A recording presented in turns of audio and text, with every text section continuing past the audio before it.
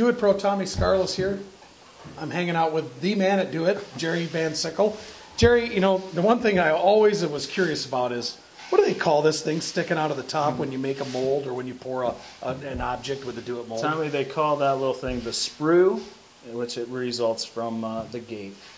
That is a Spru, and we need to get rid of that, recycle it, throw it right back in your melter, and use it over again. Typically on big items like this, the easiest way to get that off would be to cut it. I mean, ideally, I like to break them off. With a pair of pliers? Yeah, on a smaller spoon or something like this here.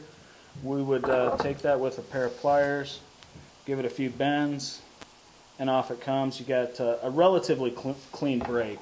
What you can do then is take a nail file or a small bastard file and just file that off so it's nice and smooth if it's not bothering you. Larger sinkers like this cannonball sinker here, the Spru naturally is larger too. And it becomes a little more difficult to kind of bend that off. We do it sells a gate shear, which works rather well for just nipping that off.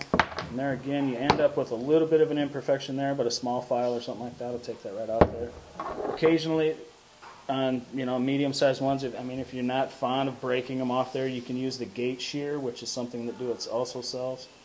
And maybe if you want more of a factory style or a little bit smoother, if you're good. The way I look at it is, you use the gate shears or the more fine-tuning objects if you want a smoother breakaway on that Spru. Right. And then with these, we're not building cabinets. These are sinkers. Exactly. So yeah. with these, we just want to clip them off as quickly as possible, throw that back into our hot pot. Exactly. And roll. Yep, it's still going to sink. So there you got it. You've heard of taming the shrew. This is where we're actually shearing the Spru here at Do It.